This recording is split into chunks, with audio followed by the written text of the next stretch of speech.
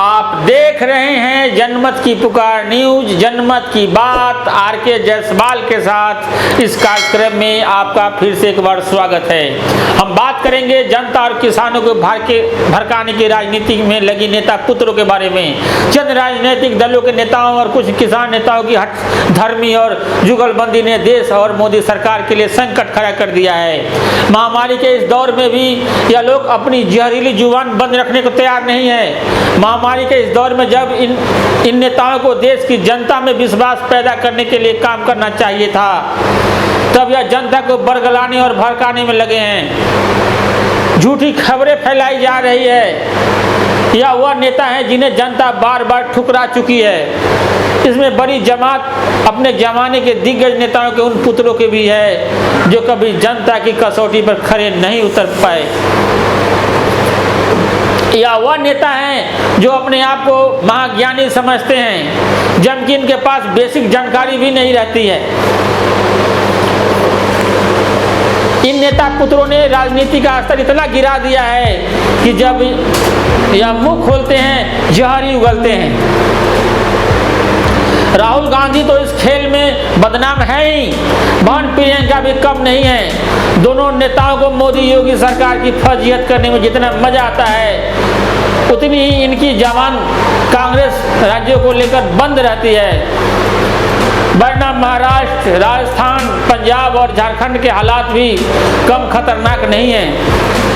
अन्य नेता पुत्र भी राहुल प्रियंका के पद चिन्हों पर चलते नजर आ रहे हैं। स्थिति यह है कि अखिलेश यादव हर समय योगी सरकार की खामियां गिनाने में लगे रहते हैं। हद तो तब हो जाती है जब अखिलेश कहते हैं कि मोदी सरकार गरीबों को फ्री में कोरोना से बचाव का इंजेक्शन नहीं लगा रही है, जबकि यह इंजेक्शन शुरू से ही फ्री में लग रहा है। योगी सरकार को घेरने की दौड़ अखिलेश अकेले नहीं लगा रहे हैं। इस रेस में प्रियंका गांधी भी पीछे नहीं है, क्योंकि वह अखिलेश मायावती की तरह 2022 में यूपी का सीएम बनने का सपना पाले हुए बैठी है। ऐसा ही कारनामा बिहार में लालू के पुत्र कर रहे हैं। वह बिहार के मुख्यमंत्री नीतीश कुमार के खिलाफ जनता के गुस्से को भड़काने में लगे हैं। एक तरफ वह नेता पुत्र जनता को भड़का रहे हैं, तो दूसरी तरफ किसान आंदोलन को भी हवा देने में लगे हुए हैं। महामारी के दौर में जब हर कोई चाह रहा है कि किसान आंदोलन वापस लेकर सुरक्षित घरों में जाकर रहें, तब यह नेता किसान आंदोलन की आवाज बने हुए हैं। बहरहाल महामारी के इस दौर में किसान आंदोलनकारियों के हौसले इसलिए तो बढ़े हुए हैं कि कुछ नेताओं की इससे सियासत चल रही है। वही संकट इसलिए और बड़ा होता जा रहा है क्योंकि आंदोलनकारी किसानों के दोनों हाथों में लड्डू है। यदि सरकार सख्ती नहीं करती तो किसान नेता मनमानी पर उतर आते हैं, और सख्ती करती है तो किसान नेता भोले भाले किसानों को भड़काकर आगे कर देते हैं।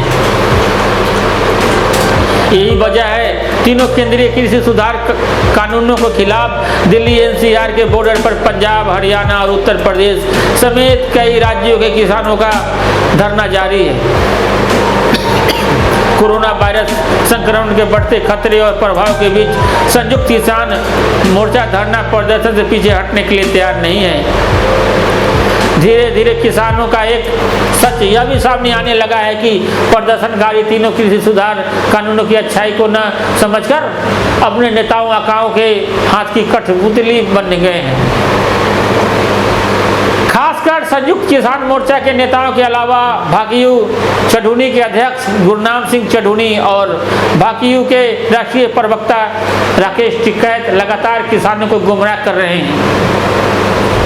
कोरोना को लेकर यह भी नेता भ्रम की राजनीति में है। कृषि कानूनों में सुधार के खिलाफ चल रहे आंदोलन में गुरनाम सिंह चढ़ूनी गत दिनों टिकरी बॉर्डर के मंच पर पहुंचे। मंच पर आए गुरनाम चढ़ूनी ने कहा कि सरकार हमारे आंदोलन को जबरन खत्म नहीं करवा सकती। उन्होंने चेतावनी देते हुए कहा कि सरकार यह न सोचे कि किसानों को दबाव में घर भेज दिया जाएगा। आंदोलन स्थल पर कोरोना का कोई खतरा नहीं है। यहाँ पर बता दें कि दिल्ली में लॉकडाउन लगने से पहले ही भारतीय किसान यूनियन के राष्ट्रीय प्रवक्ता राकेश टिकैत ने ऐलान कर दिया था कि लॉकडाउन लगने के बावजूद यूपी बॉर्डर पर किसानों का प्रदर्शन नहीं थमेगा। दरअसल राकेश टिकैत का किसानों पर प्रभाव है, ऐसे में उनके बयान असर करते हैं।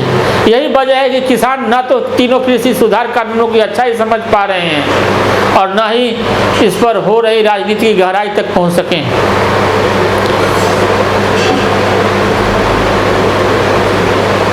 आप देख रहे थे जनमत की पुकार न्यूज।